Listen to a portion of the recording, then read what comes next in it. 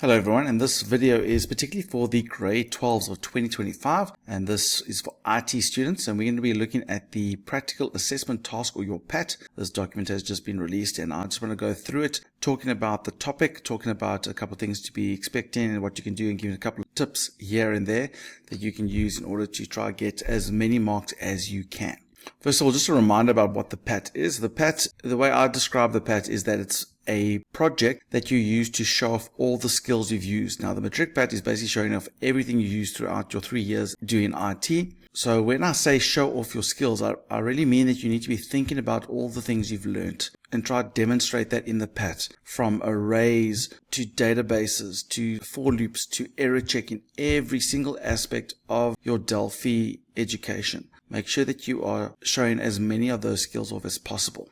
Over here, you can see that the PAT is divided up into two phases. There are multiple tasks, but there are two main phases. So task 1 to 5, that revolves around a document that you're going to be submitting, and that's going to be your phase 1. We outline the task, solution, possible design of the project. You're basically doing your planning and your analysis type of document where you're going to explain what it is you're going to create. So it's from the perspective of, this is the plan, this is what we're going to be doing. In industry, this is often quite important to have this planning document done. It's called requirements and analysis documents. It's normally used where you are meeting with your client, finding out exactly what they want, and then you designing mock-ups and designs to show them what it is you're planning to do, and then they can sign off on the project. It's actually designed to protect you, because as a developer, as a programmer, it's very easy for them to start coming at the end of the project or in the middle, say, oh, we also wanted to do this and we also want to do that. By doing a document like this in industry, you tend to also specify what it is that must be done, how long it's going to take, and what's the cost going to be involved.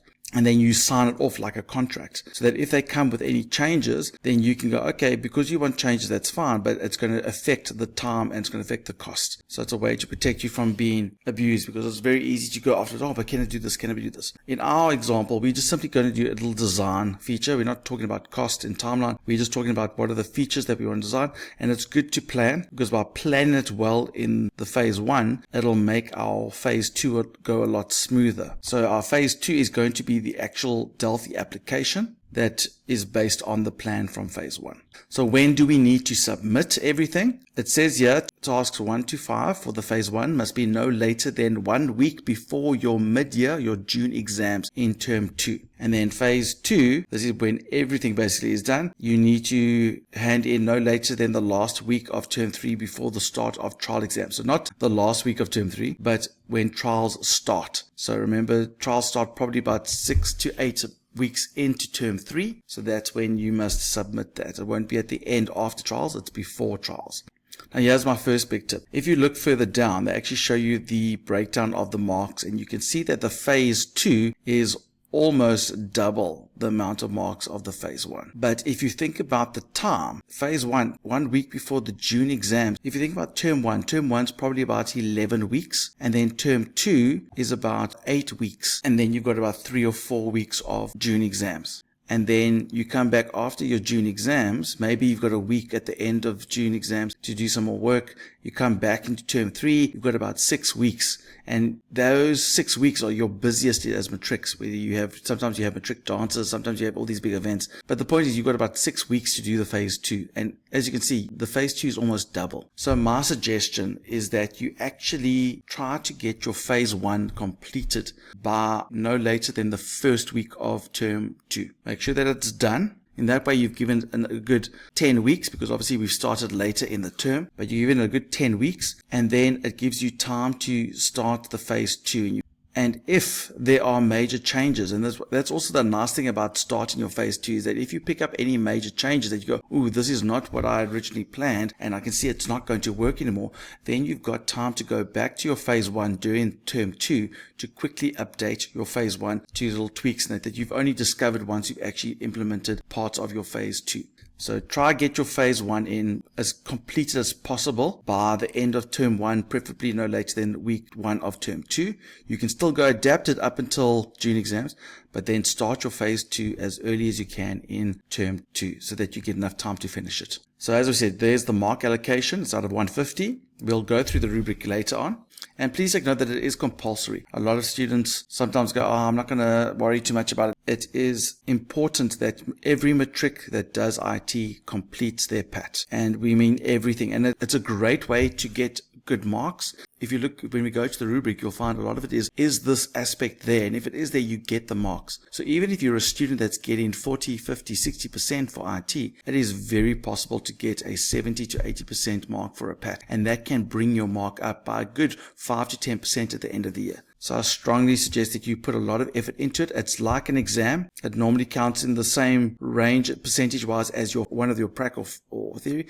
The difference is you've got a lot more time and you've technically got the memo because the rubric tells you exactly how you're going to get the marks. So just do what they want and get the marks. So let's go look at the topic. So the topic for 2025 is a transport management system. So the theme revolves around transportation. Anything to do with transportation. So they give you a nice little set of options there. They actually space it out a little bit with some more details for each and every category. You are not restricted to these categories or these ideas or scenarios. You can think of something else as long as it falls within the transportation range. So as long as you get motivated as some sort of transport system, then you can do that.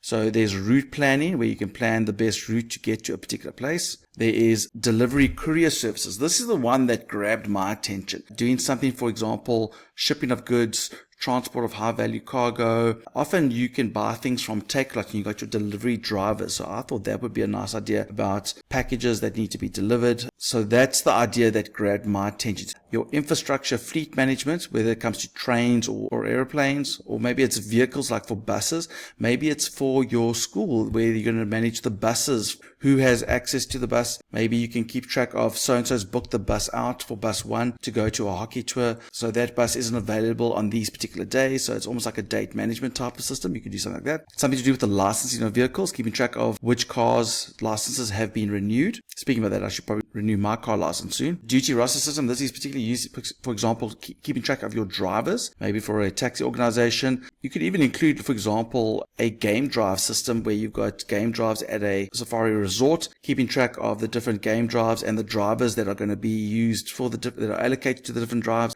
people that have booked different game drives, maybe even your different vehicles, because different vehicles can have different capacities of people, something along those lines. The environmental impact, keeping track of the pollution from your particular vehicles. This could be quite difficult, but it is something that you can do.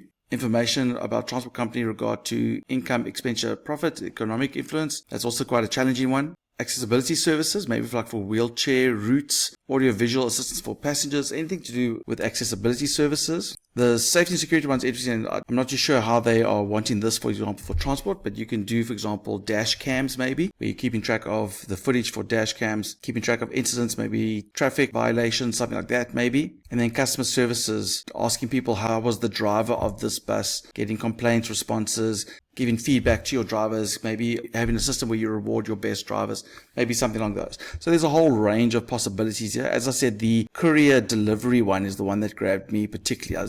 That's the one that I like. If I was going to go do this project, that's probably where I would go. You find the one that is grabbing your attention, because remember, you're going to be doing this for a long time. So you really want something that you are as motivated and passionate about to do as possible. So find a theme that you like, but that is also within the scope of your ability. Don't try to do something that is too complicated. If you are struggling in IT, maybe get a simple example where you can make sure that you get all the marks that you can always add on to later. And that's my next tip. When you're designing this project, you design it from the perspective of what can I do as a basic system. Think very small. This is the basics of what I wanted to be able to do. And then you can scope it up to add more things later on. Don't try to get a system that's too big that you can't scope down. Rather keep it small, and then you can always add on features. For example, delivery system. We're going to do drivers and packages that they deliver. Later on, I might maybe think if I've got time, maybe I can include vehicles as part of the database and stuff like that.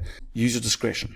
So you're going to need, obviously, your Delphi program. You're going to need Word and a database program for you to implement all aspects of the PAT. Here they just talk about malpractice again, guys. Please do not copy, do not use other people's code. They say if you use source from other sources, you may not exceed 10% of the work that you submit. So that's very important. To avoid getting into trouble, I would strongly suggest that if you find code that is useful, that you are adapting, that you reference it in your code by using comments. In the comments, say, I got this code from this website or whatever. Mention it so that we can see that this was from somewhere else. So when we ask you questions about that in your interview, which we'll talk about later, you can say, I got it from this is what I did, this is why I found it, and so on. Not more than 10% of your patch should be this copy code. And that is including code from AI. You can't use AI to do your project for you. And that's where the interview becomes very important, because we can ask you questions about your project. And if you can't explain it because you just used AI, it's going to be very clear that you didn't do the project. AI comes up with code samples that doesn't always fall in line with the way that we teach you how to do databases and SQL and things like that. And so if you're a student that is struggling with IT and you come up with this amazing code that looks like a developer level code, it's going to be very obvious if you are using AI. So please don't even try that. You've got enough resources with Mr. Long's Pat Guide to help you get the marks. With your textbook, with all the skills that you've learned, you can get the marks. You just need to put in the work. Don't try to take shortcuts. It's not worth it. So some of the requirements that they want, just to take note, you need to have a database connection. This whole PAT revolves around a database. You can't not do a database. If you don't do a database, you are throwing away so many marks because there are so many marks allocated to the database aspect of this PAT. So please make sure that you've got a database, that your Delphi program is connected, and that you are interacting with that database via Delphi. You are reading, you are editing, updating, deleting records. Make sure that that is happening. There needs to be a text file. There needs to be other data structures, and there needs to be a multi-graphical user interface. There needs to be multiple screens. Your database must have 2 linked tables, not just 2 tables, 2 linked tables. You can have more, but there must be a link between the table. In other words, there is a foreign key in one table that links to the primary key of another table. So for example, you could have a database where you've got details about drivers, and then you've got another table where you've got details about delivery jobs. Now, if you want to allocate a driver to a delivery job, then in the delivery job table, there might be a foreign key which is linked to the driver ID, and that's linked to the primary key of the driver table, so that we can link this and say we can find out all the deliveries that a particular driver did. There must be at least 2 tables that have a link. It must contain sufficient data. They say at least 5 fields in each table and at least 10 records. I think you should go more than 10 records. Make sure that the more data you have, the more you can test your program, and you're going to be manipulating using Delphi code and SQL statements. There must be a text file. Show off what you've learned. The more you show off, the more likely you are going to get the marks. So don't just read from a text file and put it into a member control. Do more than that. Up the level. Do reading and writing and calculations based on the values in the text file. Try to do as much as you can. The big difference between the grade 11 and the grade 12 PAT, besides the 2 linked tables, that's one of the big criteria, that's immatric, but the other one is that you need an object. If you haven't learnt about OOP or objects yet, or classes, you are going to. So take note of that, because you're going to have to create a class or an object for your PAT. I've got videos that can help you, that give you some examples of ideas. And you need another data structure. The most common one that's probably available to you is an array. But there are other concepts. For example, with objects, we can learn about inheritance and polymorphism and overload methods. If you are incorporating that in as part of your classes, then you'll get the marks for this. But the most commonly used data structure is probably going to be an array. And I would suggest that you use a parallel array, because you want to show off as much of your skills as possible. So show off a parallel array where you've got data in 2 arrays which are connected to each other. You could even get the data from the database to put into the array, populate it, and then you can use your sort algorithms and other algorithms of arrays. Your graphical user interface must have at least 3 screens or forms. This is very important. You can have a multi-form program, so you might have other forms popping up. You might even have a page control which has different screens that flow. The data needs to flow between the screens, but there needs to be at least 3 clear screens. So if you think about, for example, if your program is going to log on, there might be a log on and register screen. Then there might be a screen that the managers see, and there might be a screen that the employers see, for example. So there might be different screens. There must be at least 3 clearly distinct different screens, and you must apply good HCI principles. HCI means human computer interaction principles. Your design must be good. Your buttons must be all laid out the same, in the same style, the same sizes. They're all aligned. They're all in the specified area where buttons you would expect them to be. Your color scheme is nice and consistent. Everything's laid out nicely. You'll be surprised if you have a very professional looking screen design, then your program tends to be perceived as more competent than it actually is. So make sure that you put a lot of effort into designing very professional screens. Ask other students to give you advice. What do you like about the screen? What do you don't? Get advice. Don't just rely on yourself, and use that advice to design very professional. It doesn't have to have all the colors in the world, but it must be professionally designed. Now let's talk about the different phases. The key to help you with the PAT is going to be the Mr. Long PAT Guide. We do have a video that goes through the resources, which includes the PAT Guide. So make sure you go watch that video as well. But just to give you a quick recap, the PAT Guide is a document that I have where I have videos about all the things you need to do for the PAT.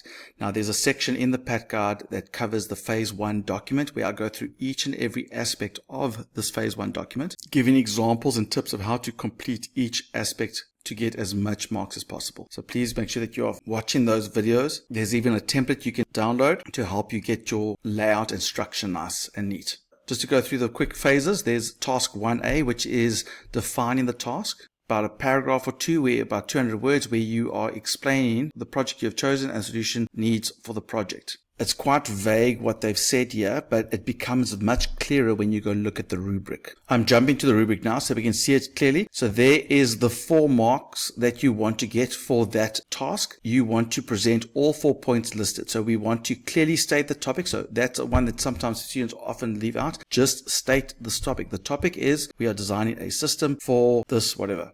Clearly stated. Then describe the problem. So you are solving a problem. Your program is solving a problem that currently exists. I know your problem is actually, I need to get marks for my PAT, but that's not actually what you're going to write down. You're going to make up a problem. Let's say we are a small company that's starting in Johannesburg, and we are going to be delivering packages for our delivery drivers. Currently, there is no system used to keep track of the drivers, of what jobs they must do. It's simply a paper system. So you're making up this problem almost. Maybe you can do the system for a particular company that you know about, or maybe a family member, so you can actually find out what their problem is, and this can help design a solution for them. But you need to make up some sort of problem. Then you describe a solution, and your program is going to be the solution to the problem. So a solution to this problem will be a program that can manage the drivers and manage the different delivery jobs that are required. But go into more detail than that. Explain, it'll help us keep track of it. What are the benefits of the solution? So go into detail about it. And then the description of the scope. Here is where you will spend maybe a paragraph specifying what the project's actually going to do. The program will allow drivers to log on, and if they can't log on, they'll be able to register. And then once they've registered, they can go and see the different delivery jobs that are available. They can go and assign themselves to a particular job so that they can go and do that job, and they can edit their own details. There are managers that can also log on, that they'll be able to see all the delivery jobs available and which drivers are allocated, and they can redeploy or reallocate people where needed. They can get statistics on the drivers. So you're going to mention a little bit more about what are the aspects that are going to be in your PAT. So the statement would probably be like a line or two, but these 3 would probably be 3 paragraphs, not just 1 line. Go into detail about it, and then you'll definitely get your 4 marks for this part.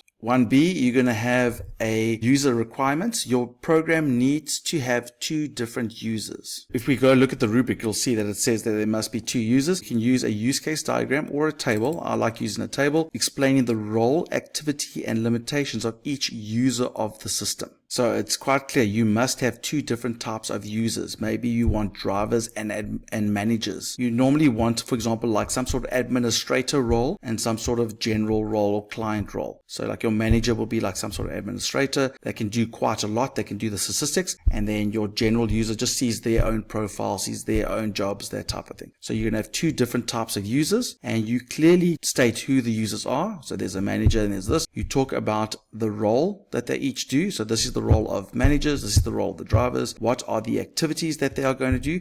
The drivers are going to log on, they're going to register, they can do this, they can do this, they can do this. The managers are going to see stats, they can do this, they just list all the activities. And then the limitations. For example, drivers can only see their own profile and change their own profile details. They can only see jobs they've been allocated to you and change those jobs, and they can only see jobs that have been unassigned, for example. So you write down the limitations. The managers can see everything. They can see all the users. They can change the users' passwords or whatever like that. So you decide what the limitations are going to be. So put that in a table. Make sure that you clearly discuss it and have it well documented. You'll get all 4 marks for 1B. Then design the database. Make sure that you have a good database design. We've got a video for that as well. But as I said, make sure that you are using 2 tables that are linked, and start when you design your database. Make sure that you are naming your fields correctly.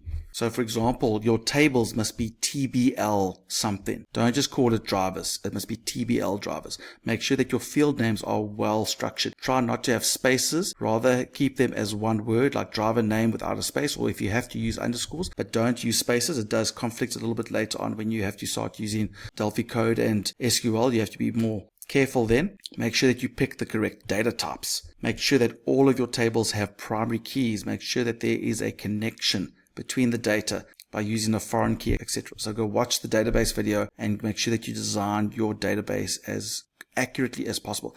A good database design will make everything else flow from there, because that will tell you, okay, so that they need to log on to, I need to fill this information to come into the database or check the database. They need to register, so they need to put this information into the database. They need to be able to assign themselves to a job, so that's going to define what the job details are. So having a good database design saves a lot of the hassles later on. Just another tip regarding your database. I would strongly recommend that you have some sort of date field somewhere in one of the tables. Like if I was doing the delivery example, I would have the date of the delivery, because then you can use your date functions to show off certain skills. That's always nice. I would make sure that there is a field that is a number so that you can do calculations on. So it must be a meaningful one. The number of trips a driver has taken or something like that. There must be a number field so that you can do sums and averages and mins and maxes. And I would strongly suggest that one of your tables at least has some sort of like category field, a field where there's only a list of possible options.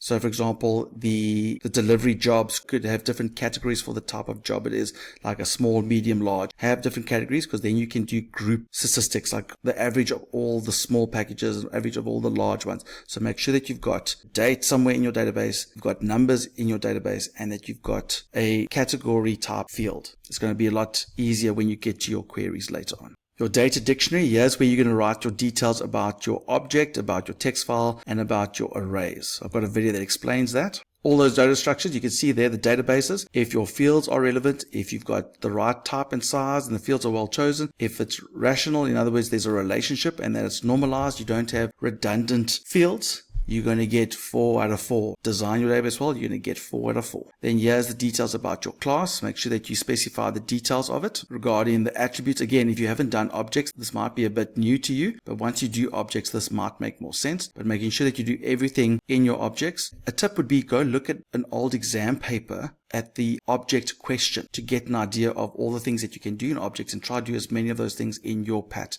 That way you can get the marks for the object question. Text files. This has changed. This used to be in one row, but now they split it. So it's 2 marks for the text file and 2 marks for the array. So make sure that your text file is relevant and used well. And an attempt is just 1 mark. So you really want to show off text files by both reading from it and writing to it, creating text files, making the text files quite complicated. Maybe there's some string handling that needs to be done so we can extract data. The more complicated you make your text file handling, the more likely you're going to get 2 marks. And your array, good application of an array or advanced programming technique. This is more likely to get 2 marks if you're using, for example, parallel arrays or a 2D array, which if you don't know about, you'll learn about later, and using as many of your algorithms you've learned as possible. That's more likely to get you the 2 marks.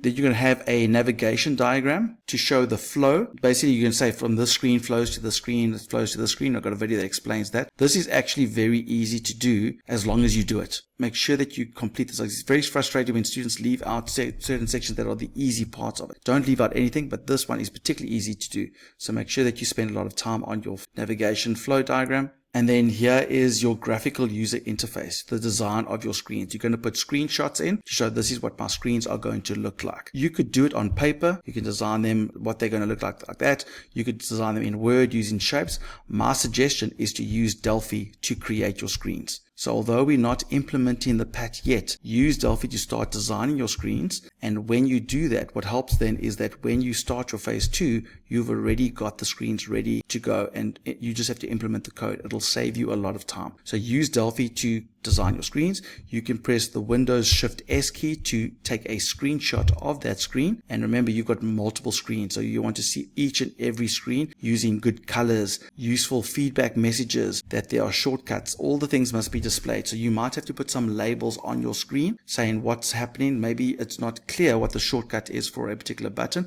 You might want to put a little text box next to the screenshot and then say this button's shortcut is this, but put as much detail in as possible. And another tip that relates particularly to the phase 2, when you are designing your screens, the moment you move a component onto your screen, name it immediately. Give it a correct name. For example, BTN admin, BTN login. Name them straight away. If you leave it for the end and you forget, you're going to leave some of those components out and you're going to lose marks because you haven't named them all correctly. Make sure that you name them all according to the 3-letter code in front, followed by what it is. Another tip when you are naming your components, just a little advice, it is possible that you might have, for example, an edit box that you type in your username multiple times on the same form. Maybe there's one for when you log on and there's one for when you register. So what I tend to do is, instead of calling it EDT username, I will call it EDT login username, or LR username. So that's the login username. And then there's the EDTR username, which is the register username. So you can distinguish between the username that is used for logging in and the username that is used for when you register. But name your components from the word go. If you leave it for the end, you're going to leave something out. And there you can see your diagram. If it's an excellent attempt where you show the flow of everything, you're going to get 4 out of 4. Your screen design, if you've got good screen design, it flows, it's all clearly marked, the navigation, you've got nice buttons, it makes sense, you're going to get 4 out of 4. So make sure you spend some time on this aspect. And then the IPO table. This is where majority of the marks for the phase 1 is going to come from. So you need to spend a lot of time going through the phase 1. It's very vague here. It's best to look at the rubric. So look at the IPO. There are 2 parts here just for the input. So that's 8 marks. There is 2 parts for the processing and 1 part for the output. That is 20 marks out of the 48 for the phase 1. You really need to make sure that you complete your IPO table as clearly as possible. It needs to be based on 2 of your screens. So you need to have 2 IPO tables, one particular screen and one for another screen. So choose your 2 screens that have got the most interaction. I've got a video that explains everything, but the key to this is making sure that you've got everything. If you've got all inputs according to all 4 of these points, so you've got lots of different sources, you've mentioned the data type, you mentioned the format, and you mentioned the components for everything, you're going to get the 4 marks. Your validation, if you looked at all of these, if you've done all of them, you're going to get all the marks. Processing, that's the easiest place to get the marks. Just list 8 processes. If you do that, you're going to get your 4 marks. If you describe 4 of them, you're going to get your 4 marks.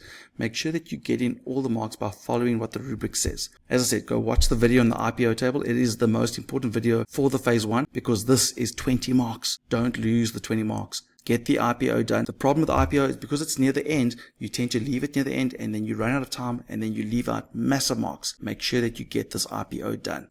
And then you're going to hand in basically that document that's got all the details and stuff like that. So that's going to be your document that you hand in. I would include your database as part of the hand in so that you've already got your database design there so that if there's a problem with the documentation of your database, they can go see what the database looks like. But everything should be in the document. Then the phase 2, you need to develop your database, which you've probably already done when you designed your phase 2. As I said, make sure that you're using good names. Don't use spaces in the field name. Use good sizes for them. Follow all the instructions. Then you're going to design your screens, which you've probably already done with your GUI design for phase 1. Do you see how you've saved time by doing these 2 things? Then you write your code, making sure that you show off everything. Make sure that you document your code. Make sure that you're writing lots of comments.